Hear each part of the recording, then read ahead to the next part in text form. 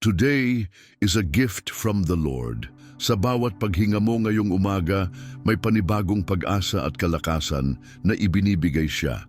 Sabi nga sa Psalm 118:24, "This is the day that the Lord has made.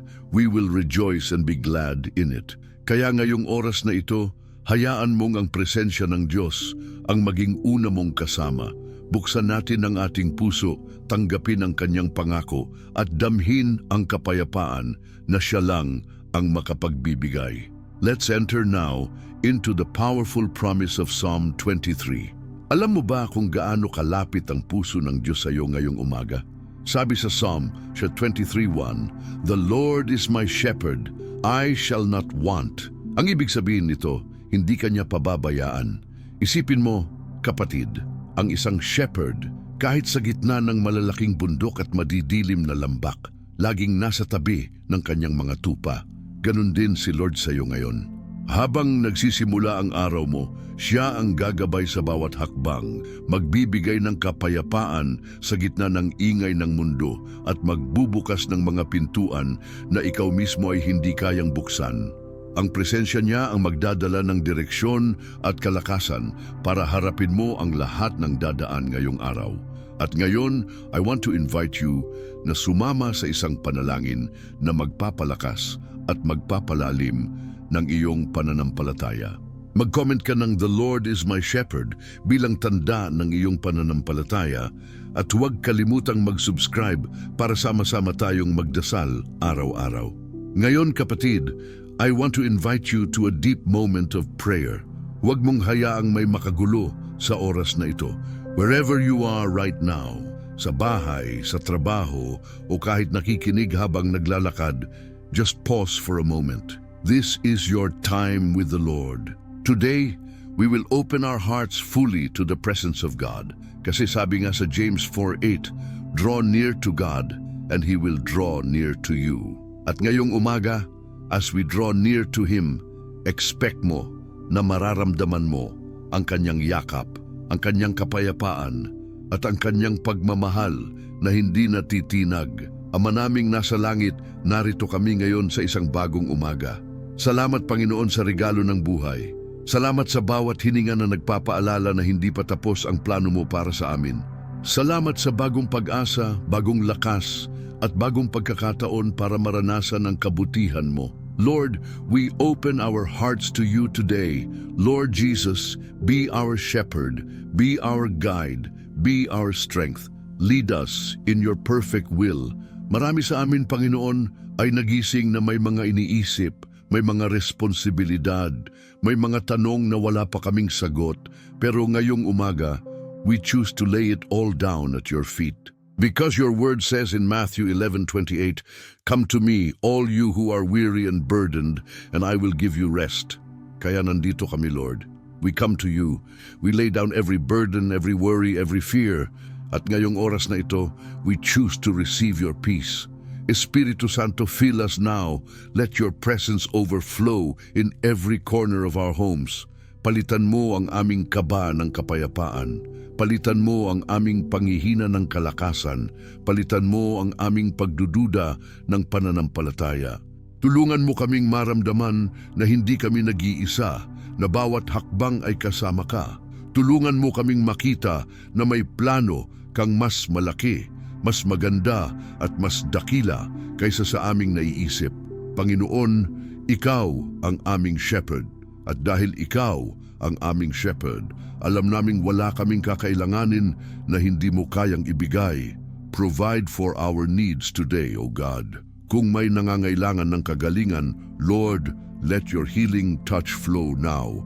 For it is written in Isaiah 53:5, "By His stripes we are healed. Touch our bodies, heal our hearts, restore our minds." Kung may naghahanap ng trabaho, buksan mo ang mga pintuan na walang makapagsasara.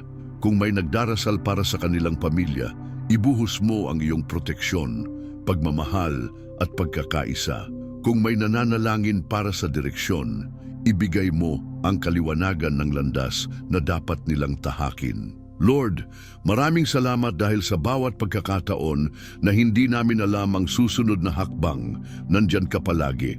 You said in Proverbs 3:5-6, "Trust in the Lord with all your heart and lean not on your own understanding. In all your ways submit to Him and He will make your paths straight." Kaya ngayong umaga, we declare na ang mga plano namin ay ibinibigay namin sa iyo. Hindi namin hawak ang kinabukasan, pero hawak mo ito, Lord. At alam naming walang mas ligtas na lugar kundi sa iyong mga kamay. Ama, inaangat din namin sa iyo ang aming mga mahal sa buhay. Protect our families, O God.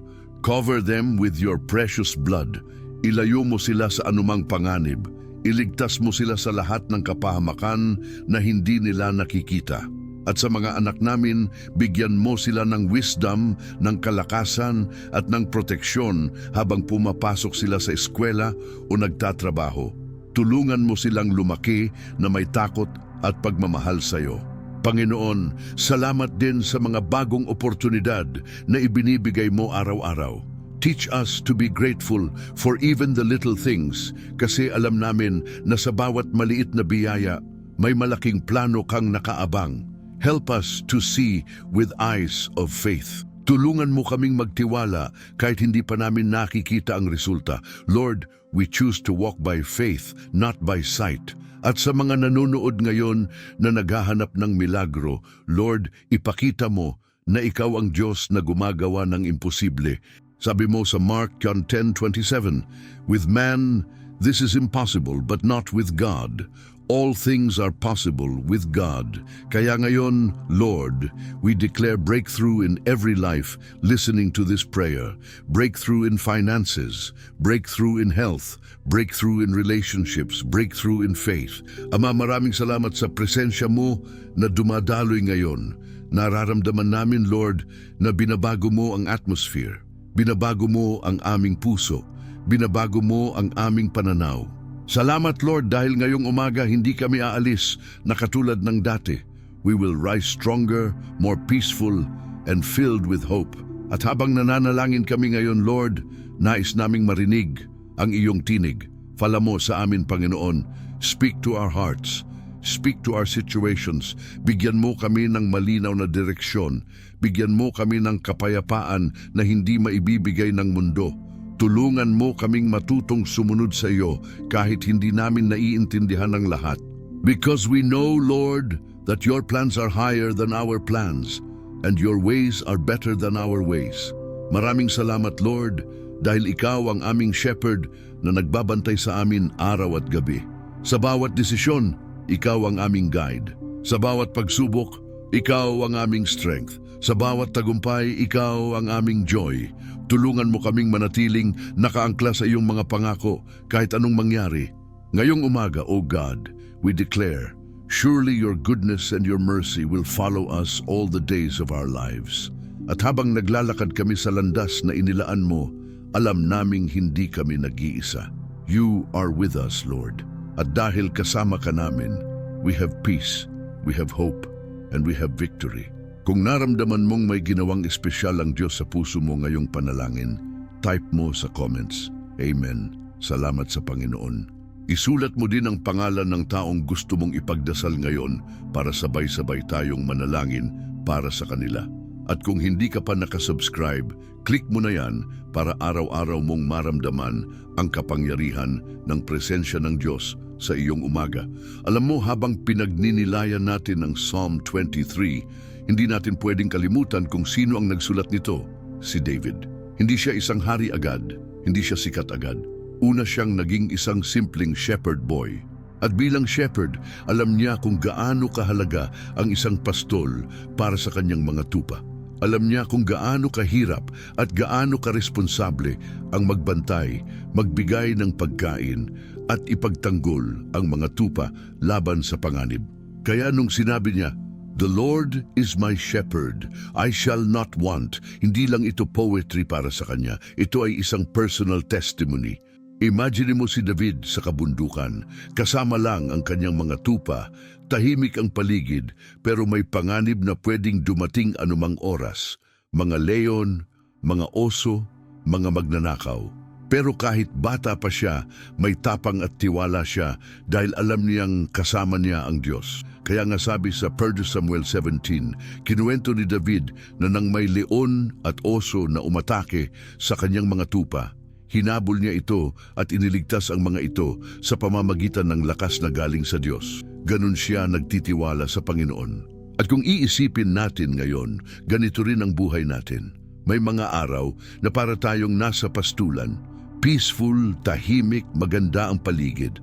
Pero may mga araw din na biglang dumarating ang mga leon at oso ng buhay natin. Mga problema, mga hamon, mga tanong kung paano tayo makakaraos. Pero tulad ni David, we can declare with confidence, "The Lord is my shepherd." Kapatid, baka ngayong oras na ito iniisip mo, paano ko haharapin ang bukas? Paano ko makakayanan ang mga responsibilidad ko? May magbibigay ba ng sagot sa panalangin ko? At alam mo, hindi mo kailangang harapin ang lahat ng mag-isa. Tulad ng shepherd na laging nasa tabi ng kanyang mga tupa, si Lord hindi umaalis sa tabi mo. Kaya nga ang Psalm 23 ay hindi lang isang awit na maganda pakinggan, kundi isang prophetic declaration para sa bawat araw ng buhay natin. Nais kong ilarawan sa isip mo ngayon, isang pastol, hawak ang kanyang tungkod, naglalakad kasama ang kanyang mga tupa. Kahit saan pumunta ang mga tupa, nandoon siya, handang magtanggol, handang magbigay ng direksyon, handang ibalik sila kapag naliligaw. Ganon si Lord sa buhay mo. At alam mo ba kung gaano kalapit siya? Sabi sa John 10:14, "I am the good shepherd. I know my sheep and my sheep know me." Ibig sabihin, kilala ka niya, hindi lang pangalan mo, kundi pati bawat detalye ng puso mo. Minsan naiisip natin, Lord, nakikita mo ba talaga ako? Naririnig mo ba ang panalangin ko? Pero tingnan natin si David, habang shepherd, walang nakatingin sa kanya. Tahimik ang kanyang mga araw. Tila ordinaryo, walang aplos, walang palakpak. Pero doon mismo sa mga simpleng araw na yon, tinuturuan siya ng Diyos kung paano maging matatag, kung paano magtiwala, kung paano lumapit sa Kanya. At nang dumating ang higanteng si Goliath, handa siya, hindi dahil malakas siya, kundi dahil natutunan niyang umasa sa kanyang shepherd. At marahil, ganito rin ang ginagawa ng Diyos sa buhay mo ngayon. Ang mga simpleng araw, ang mga tahimik na oras ng panalangin, ang mga pagkakataong parang walang nakakapansin sa iyo, lahat ng iyon ay paghahanda niya. Baka hindi mo pa nakikita, pero hinahanda ka niya para sa mga dakilang bagay. At sa Psalm 23, ipinapaalala niya, "Surely goodness and mercy shall follow me all the days of my life." Hindi minsan lang, hindi pa minsan-minsan, kundi araw-araw. Kaya ngayong umaga, kapatid, gusto kong tanungin ka, handa ka bang maranasan ang presensya ng Diyos bilang iyong shepherd ngayon? Handa ka bang ipagkatiwala ang bawat hakbang mo sa Kanya, kagaya ng ginawa ni David? Dahil alam mo, kapag ginawa mo iyon, hindi Kanya iiwan, hindi Kanya bibiguin. Sabi nga sa Isaiah 41:10, "Fear not, for I am with you. Be not dismayed, for I am your God. I will strengthen you. I will help you. I will uphold you with my righteous right hand." Anong ganda ng pangako na ito, kapatid? At ito ang katotohanan na pwedeng magdala ng kapanatagan sa puso mo ngayon. Hindi ka naglalakad ng mag-isa. Hindi ka haharap sa hamon ng walang kasama. May shepherd ka na handang kumilos para sa iyo. Ngayon, habang iniisip natin si David at ang kanyang buhay bilang shepherd, isipin mo rin ang sarili mong journey. Baka sa paningin ng iba, ordinaryo lang ang araw mo. Pero sa mata ng Diyos, may ginagawa siyang extraordinary. He is training your faith. He is building your trust. He is preparing your heart for the greater things ahead.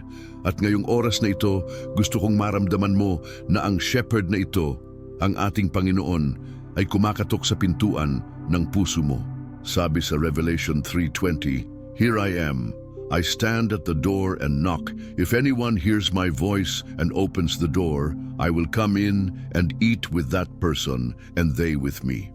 Kaya't wag mong ipagkait ang oras na ito.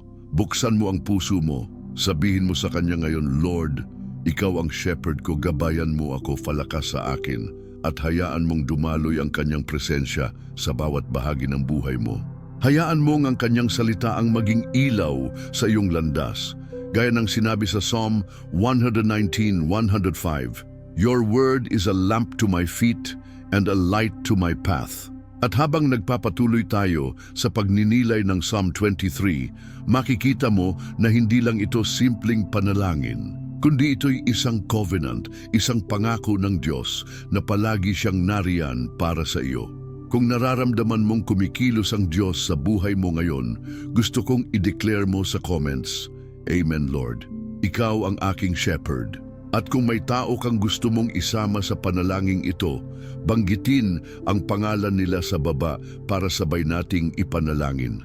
At huwag kalimutan, mag-subscribe ka para araw-araw tayong magsama-sama sa ganitong mga umaga ng panalangin at salita ng Diyos. Kapatid, kanina nakita natin kung paano si David, isang simpleng shepherd boy, natutong magtiwala ng buong puso sa Diyos. At ngayon gusto kong ipakita sa iyo ang malalalim na sikreto na nakatago sa Psalm 23, mga pangakong hindi lamang para kay David, kundi para rin sa iyo ngayong umaga. Sabi sa Psalm 23:1, "The Lord is my shepherd, I shall not want." Maraming beses na nabasa natin ito, pero minsan hindi natin nauunawaan ang bigat ng pangakong ito. Hindi lang ito tungkol sa pera, hindi lang ito tungkol sa pagkain o material na bagay. Kapag sinabi ng Diyos na "you shall not want", ibig sabihin nito, sa lahat ng aspeto ng buhay mo, may sapat siya. Hindi ka mawawalan ng pag-asa, hindi ka mawawalan ng direksyon, at hindi ka mawawalan ng lakas. Imagine this with me. Tuwing umaga, paggising mo, kahit wala ka pang nakikitang sagot, kahit hindi mo pa nakikita ang solusyon, andyan na ang Diyos, nakaabang, dala ang lahat ng kailangan mo para sa araw na iyon. Minsan iniisip natin, "Lord, paano na bukas? Paano na sa susunod na linggo?" Pero alam mo, sabi sa Matthew 6:34, "Do not worry about tomorrow, for tomorrow will worry about itself. Each day has enough trouble of its own." Ang ibig sabihin, kapatid, ang shepherd mo ay laging nauuna. Nauuna siyang maglatag ng berde at mabubungang pastulan para sa iyo. Nauuna siyang ihanda ang landas mo para kahit hindi mo alam ang susunod na hakbang, may tiyak na direksyon ka. At kapag binasa natin ang susunod na bahagi ng Psalm 23:2, "He makes me lie down in green pastures. He leads me beside the still waters." Ang green pastures dito ay hindi lang literal na damuhan. Ito ay simbolo ng kapahingahan sa presensya ng Diyos. Hindi ba't minsan napapagod tayo, hindi lang sa katawan, kundi lalo na sa puso at isipan? Pero sabi ng salita ng Diyos, "He makes you lie down." Hindi mo kailangan ipilit ang kapahingahan, siya mismo ang magbibigay niyan. At yung still waters, kapatid, iyon ang kapayapaan ng Espiritu Santo na hindi matutumbasan ng mundo. Sabi nga sa John 14:27, "Peace I leave with you, my peace I give you. I do not give to you as the world gives. Do not let your hearts be troubled and do not be afraid." Ngayon, baka iniisip mo, pero paano kapag nasa gitna ako ng matinding pagsubok? Tingnan natin ang Psalm 23:4. "Even though I walk through the valley of the shadow of death, I will fear no evil, for you are with me." Kapatid, ang pangakong ito ay sobrang makapangyarihan. Hindi sinabi ng Diyos na hindi mo dadaanan ang valley, pero ang pangako niya, "You will not fear." Alam mo kung bakit? Dahil kasama mo siya. At kapag kasama mo ang shepherd, walang valley na masyadong madilim, walang lambak na masyadong malalim, at walang sitwasyon na hindi niya kayang dalhin ka sa kabilang panig. Picture this in your mind. Ikaw ay naglalakad sa isang lambak na puno ng anino, malamig, tahimik, at nakakatakot. Pero sa tabi mo, hawak-hawak ng shepherd ang kamay mo. Naririnig mo ang boses niya na nagsasabing, "Anak, huwag kang matakot. I am with you." At sa bawat hakbang mo, may ilaw siya na naggagabay. Yun ang presensya ng Diyos. Yun ang kapayapaan na hindi mabibili kahit saan. At hindi lang yan, sabi pa sa Psalm 23:5, "You prepare a table before me in the presence of my enemies. You anoint my head with oil, my cup overflows." Ang ibig sabihin nito, kahit nasa gitna ka ng laban, kahit napapalibutan ka ng mga pagsubok, may handaan ng Diyos para sa iyo. May mesa na nakahanda, punong-puno ng pagpapala. Hindi ka niya iiwan sa gitna ng kawalan.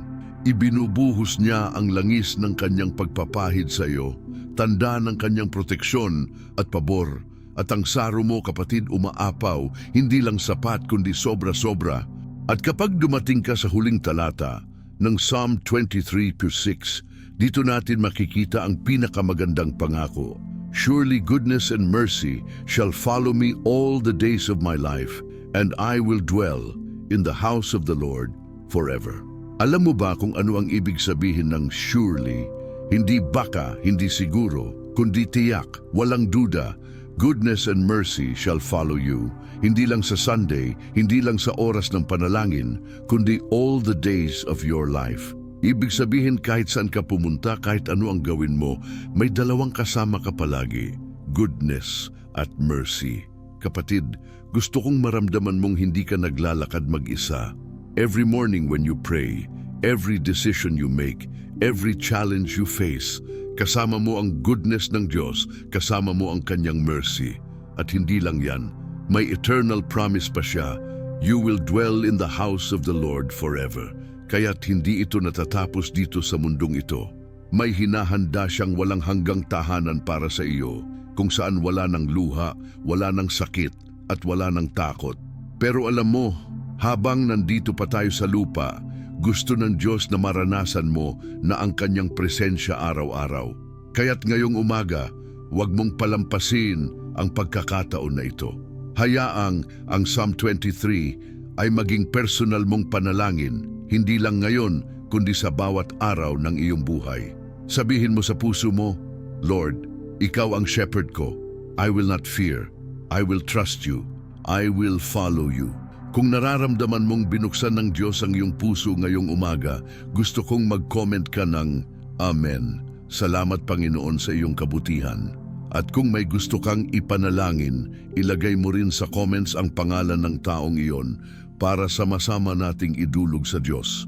At kung hindi ka pa nakasubscribe, gawin mo na ngayon para araw-araw ay maranasan mo ang presensya, proteksyon at mga pangako ng Diyos sa ating mga morning prayers. Kapatid, habang naririnig natin ang pangako ng Psalm 23 na goodness and mercy shall follow us all the days of our life, gusto kong ipaintindi sa iyo na hindi lang ito salita na binabasa, kundi isang reality na pwede mong maranasan araw-araw. Kapag sinabing goodness, ibig sabihin niyan ay lahat ng mabuti, lahat ng pagpapala, lahat ng biyayang nakalaan para sa iyo. At kapag sinabing mercy, ito ang awa at habag ng Diyos na tumatakip sa bawat kahinaan natin, sa bawat pagkukulang at sa bawat pagkakataong nagkamali tayo. Kaya't sa bawat umaga na bumabangon ka, may goodness at may mercy na nakahanda para sa iyo. Hindi mo sila kailangang hanapin, sila mismo ang sumusunod sa iyo. Isipin mo na lang kapatid, para kang may dalawang kasama na laging nasa likod mo.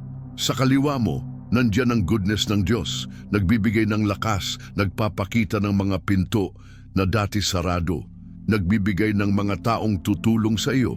Sa kanan mo naman, nandiyan ang mercy ng Diyos, laging handang magpatawad, laging nagbibigay ng panibagong pagkakataon, laging nagbabalik ng pag-asa kapag parang nauubos ka na.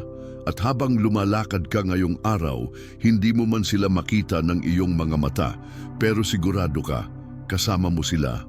Kaya kapatid, ang paglalakad sa kapayapaan at kaginhawaan ng Psalm 23 ay hindi lang tungkol sa pagtanggap ng biyaya, kundi tungkol din sa pagtitiwala na kahit hindi mo alam ang lahat ng mangyayari, hawak ng Diyos ang buong kwento. Sabi nga sa Philippians 4:7, "And the peace of God, which transcends all understanding, will guard your hearts and your minds in Christ Jesus." Hindi ba't napakaganda ng pangakong yon? Isang kapayapaan na hindi nakabase sa sitwasyon, kundi nakabase sa presensya ng Diyos. Minsan iniisip natin, Lord, paano ako makakaramdam ng peace kung napakarami kong iniisip? Pero ito ang sikreto. Ang kapayapaan ng Diyos ay hindi nakukuha sa pagkakaroon ng lahat ng sagot, kundi sa pagtitiwala sa Kanya na may hawak ng lahat ng sagot. Kaya ngayong umaga, hayaan mong ang kapayapaan ng Diyos ang siyang magbantay ng puso mo. Hayaan mong siya ang magbigay ng direksyon sa iyo. Hindi mo kailangang magmadali, hindi mo kailangang mangamba. Ang shepherd mo ay may plano at siguradong gagabayan kanya. At alam mo, kapatid, ang Psalm 23 ay hindi lamang pangako ng kapayapaan, kundi pangako rin ng kaginhawaan at kagalakan. Sabi sa John 10, I have come that they may have life and have it to the full. Ang ibig sabihin nito, hindi lang basta buhay, kundi buhay na puno. Puno ng pag-asa, puno ng biyaya, puno ng presensya ng Diyos. Kaya't kahit sa gitna ng pagsubok, kaya mong ngumiti, kaya mong magpasalamat, kaya mong magpatuloy dahil alam mong ang Diyos mo ay buhay at kasama ka. Kapatid, gusto kong mag-imagine ka ngayon, isang araw na nagsisimula na puno ng panalangin, puno ng pasasalamat at puno ng kapayapaan. Sa bawat hakbang mo, ramdam mo ang presensya ng Diyos. Sa bawat desisyon mo, maririnig mo ang tinig ng Espiritu Santo na gumagabay. Sa bawat hamon na dumarating, hindi ka natitinag dahil alam mong kasama mo siya. Ganyan ang gusto ng Diyos para sa iyo. Hindi isang buhay na puno ng takot, kundi isang buhay na puno ng tiwala, pananampalataya at pagmamahal. At alam mo ba kapatid, bawat oras na inaalay mo sa Diyos sa iyong panalangin hindi nasasayang. Sabi sa Jeremiah 29:12, Then you will call on me and come and pray to me, and I will listen to you. Isipin mo yun, ang Diyos na lumikha ng langit at lupa, nakikinig sa panalangin mo ngayon. Nakikita niya ang bawat luha, naririnig niya ang bawat bulong ng iyong puso, at alam niya ang bawat pangarap at kahilingan mo. Kaya't huwag mong isipin na maliit ang iyong panalangin. Sa mata ng Diyos, mahalaga yan. At ngayong oras na ito, nais kong ipaalala sa iyo na ang shepherd mo ay hindi lamang nagbabantay mula sa malayo. Siya ay malapit, kasama mo at laging handang kumilos. Kapag natatakot ka, hawakan mo ang pangako niya. Kapag nadarama mong nag-iisa ka, alalahanin mo na sabi niya sa Hebrews 13:5, Never will I leave you, never will I forsake you. At sa tuwing iisipin mo na wala ng pag-asa, balik-balikan mo ang Psalm 23 at hayaang sumigaw ang puso mo. The Lord is my shepherd. Kapatid, alam ko na ngayong umaga may ginagawa ang Diyos sa buhay mo. Hindi aksidente na napadpad ka dito. Hindi aksidente na nakikinig ka ngayon. May gustong ipaalala sa iyo ang Panginoon na hindi mo kailangang maglakad ng mag-isa, na hindi mo kailangang dalhin ang bigat na yan mag-isa, at na hindi ka kailanman mawawalan ng direksyon kung siya ang iyong shepherd. At bago tayo magpatuloy, nais kong imbitahan ka na ipahayag ang iyong pananampalataya. Sabihin mo sa comments, Amen, ikaw ang aking shepherd, Panginoon. At kung may nais kang isama sa panalangin ngayong umaga, ilagay ang kanilang pangalan sa comments. Sama-sama nating hilingin sa Diyos na ang kanyang kapayapaan, kagalingan at pagpapala ay dumaloy sa kanilang buhay. At huwag kalimutan, mag-subscribe ka ngayon para hindi mo mamiss ang susunod nating mga umagang puno ng panalangin, direksyon at pangako ng Diyos. Kapatid, habang naririnig natin ang lahat ng pangako ng Psalm 23, ramdam ko na may kakaibang kapayapaan na dumadaloy ngayon. Hindi ito basta emosyon lang, ito ang mismong presensya ng Diyos na kumikilos sa puso mo.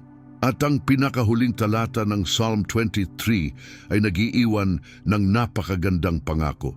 And I will dwell in the house of the Lord forever. Alam mo ba kung gaano kalalim ang katotohanan ito? Hindi lang ito tungkol sa buhay na darating pagkatapos ng lahat, kundi tungkol sa ngayon. Kapag sinabi ng Diyos na titira ka sa kanyang bahay magpakailanman, ibig sabihin nito, pwede ka nang magsimula ngayon sa buhay na yon. Isipin mo, araw-araw, pwede kang mamuhay na nasa presensya ng Panginoon. Hindi mo kailangang maghintay ng isang espesyal na araw para maranasan siya.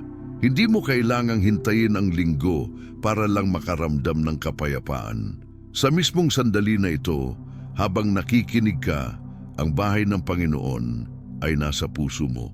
Ang presensya niya ay hindi nakakulong sa apat na sulok ng simbahan. Nasa kwarto mo siya, nasa tabi mo siya. At sa tuwing binubuksan mo ang puso mo sa Kanya, nagiging tahanan niya ito. Kaya kapatid, gusto kong itanong sa iyo ngayon, handa ka bang mamuhay araw-araw sa presensya ng Diyos? Handa ka bang gawing habit ang pakikinig ng Kanyang tinig, ang pagtitiwala sa Kanyang mga plano, at ang paghawak sa Kanyang mga pangako? Kasi tandaan mo, ang tunay na kapayapaan ay hindi nakabase sa kung anong meron ka, kundi kung sino ang kasama mo. At ngayong oras na ito, kasama mo siya. At habang nananatili ka sa presensya ng Panginoon, mararanasan mo ang isang uri ng kapayapaan na hindi kayang ibigay ng mundo. Mararanasan mo ang isang uri ng kaligayahan na hindi nakadepende sa sitwasyon. At mararanasan mo ang lakas na hindi nauubos. Dahil sa bawat panalangin, sa bawat pagbulay-bulay ng salita ng Diyos, mas lalo kang nagiging matatag, mas lalo mong mararamdaman na hindi ka kailanman nag-iisa. Hindi ba't ito ang gusto natin, kapatid? Isang buhay na puno ng direksyon mula sa Diyos. Isang buhay na kahit may pagsubok, alam mong may shepherd na laging gumagabay. Kaya't ngayong oras na ito, gawin mo ang desisyon. Lord, gusto kong manatili sa bahay mo. Gusto kong manatili sa presensya mo. Gusto kong ikaw ang maging shepherd ko sa bawat hakbang ng buhay ko. Masabi nga sa John 14:2, My Father's house has many rooms. If that were not so, would I have told you that I am going there to prepare a place for you? Kapatid, may nakahandang lugar para sa iyo. At hindi ito isang malayong pangarap lang. Pwede mo nang maranasan ang glimpse nito dito at ngayon. Pwede kang mamuhay araw-araw na may kasiguraduhan na may tahanan ka sa piling ng Ama. At alam mo, habang nagtatapos tayo ngayon, gusto kong malaman mo, hindi ito ang katapusan ng mensahe ng Diyos para sa iyo. Ito lang ang simula ng isang bagong paglalakbay. May mga salita pa siyang gustong iparinig sa iyo. May mga pangako pa siyang gustong ipaalala at may mga himala pa siyang gustong iparanas, kaya't huwag kang huminto dito. Patuloy kang maghanap, patuloy kang manalangin, patuloy kang kumapit sa Kanya. Kapatid, ramdam ko na ngayong umaga may binubuksan ng Diyos na bagong season para sa iyo. Baka may mga pintuan na dati sarado, ngayon ay bubuksan niya. Baka may mga panalangin na matagal mo nang hinihintay ang sagot, ngayon ay makikita mo nang dumarating. At baka ang kapayapaan na matagal mo nang gustong maranasan, ngayon ay unti-unti nang bumabalot sa puso mo. Huwag mong bitawan ang paniniwalang ito. Hawakan mo ang Psalm 23 bilang personal mong pangako. Sabihin mo, Surely goodness and mercy will follow me all the days of my life. Kaya ngayon, bago natin tuluyang tapusin ang ating oras na ito, nais kong imbitahan kang i-declare sa comments. Amen. Salamat Panginoon sa bagong buhay at bagong pag-asa.